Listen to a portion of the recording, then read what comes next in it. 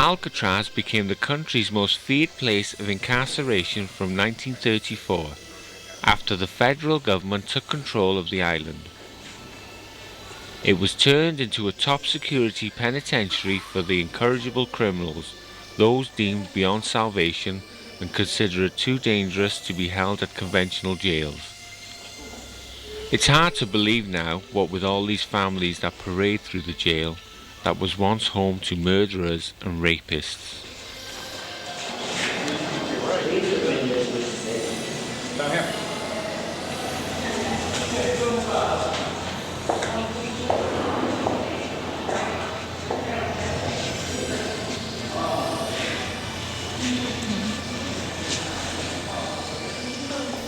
The inmates were treated to a haircut once a month and a shave every other day.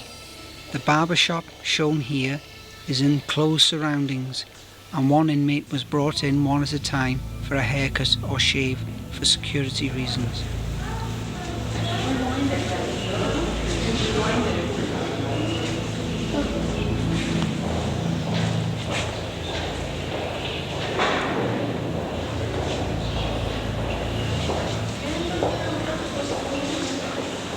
Well, here we are in one of the main blocks. Just up above me is where the famous Al Capone was presumably stayed at 181. So take a look.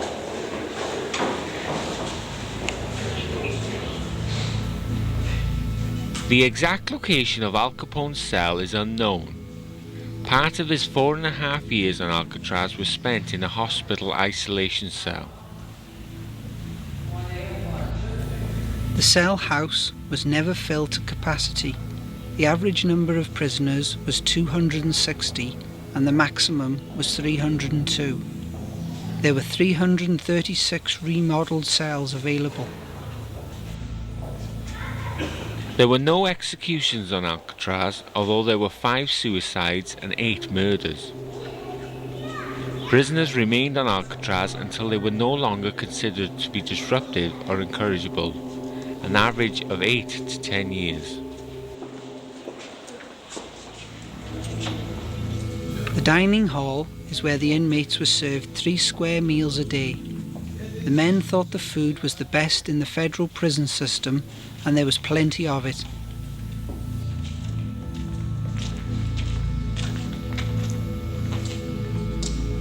Tear gas canisters were mounted in the ceiling in case there was a riot or any other form of trouble that could break out. They were never used.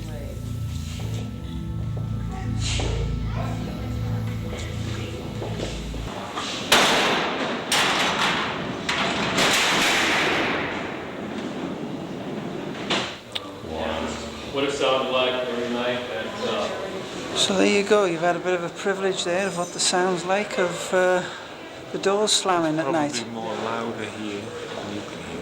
It's very loud. Yeah, it's It'll wake you up. It's quite a sound. It's quite a sound. It's really quite eerie and frightening. And there you go. You can all go home and put your DVDs on and get a glimpse and a sound of what that sounds like. It's pretty frightening. And 5 o'clock. God, I'm only just coming home from work then, wasn't I? It's a long day.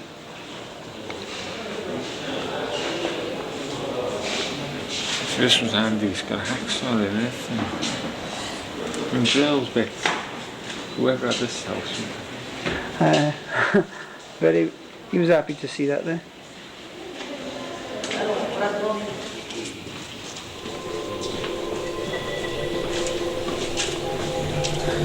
I'm going to be quite quiet because everybody's got headsets on and walking around like I am. But it's not much of a view, as you can see. I don't think I'd like to be staring out of it. No, I don't think I would.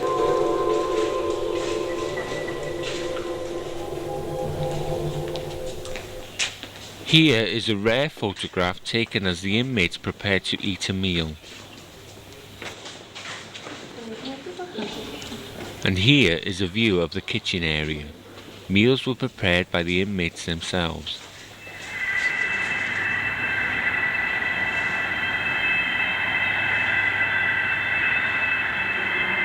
This is the shower room.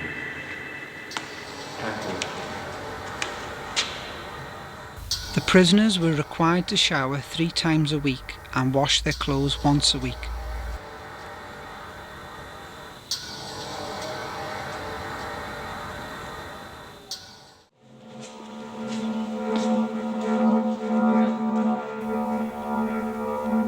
This was the most feed block within the entire state federal prison of Alcatraz. This is D block. This is the area where they call isolation. It's not a very nice place either, really. So let's have a look around. When I tell somebody to do something, I expect them to do it. If they didn't do it, I lowered the boom. Isolation in D block, the treatment unit, was reserved for disruptive or violent inmates. Men received adequate food and health care, but were confined to their cells 24 hours a day. A stretch in D block might last a few days or several years, depending upon the offence. The 6 closed front cells were used for the most severe disciplinary problems.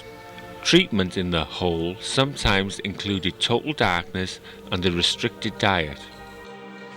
It usually lasted 2 to 5 days. Few inmates ever saw the inside of the hole. You probably can't see much in here because it's so dark, but this is an isolation chamber. Toilet over there on the left, wash bowl right in front of me, slight bit of air conditioning, perhaps a tannoy, and that's it. That's all you got. Here we are, still in isolation. At the very top is where Robert Stroud, the Birdman of Alcatraz, stayed, up in number 42, up at the very, very top. Robert Stroud had been described as a vicious, unrepentant killer who, according to all accounts, was disliked by most of his fellow inmates. And now it was my time to experience isolation. I'll just say, I don't know if they can see anything, but it's very, very dark in here. It is. Was it totally black when the doors shut? That was it. I'll tell you about it. You were probably sent in here for fighting, for probably picking a fight with either one of your inmates or attacking a guard. You're in here for a minimum of 3 days, maximum of 19. And you'll notice the facilities. The facilities are exactly as you see them. Basic. Extremely basic. Well, you'll notice there's no toilet, there's no running water, there's a hole in the floor over there. There was a light bulb up there, a 50-watt light bulb that was contained in a cage. And what happened, the first thing that happened was that this door slammed. And you didn't see who did that because it was operated, of course, up here. And you didn't come out for 3 days. And then I closed this door. Right. Here we go.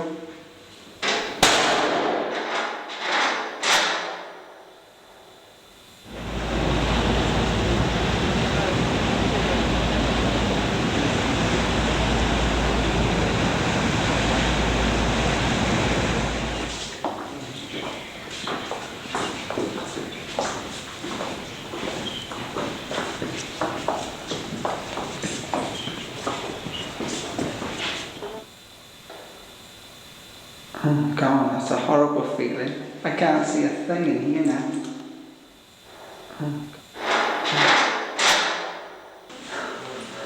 That's not very nice. That's not very nice. If you'd been good, occasionally after a couple of days, this door would be closed, of course, this gate would be closed.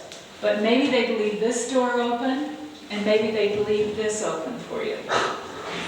Wow, I think that's enough for me. Uh-huh.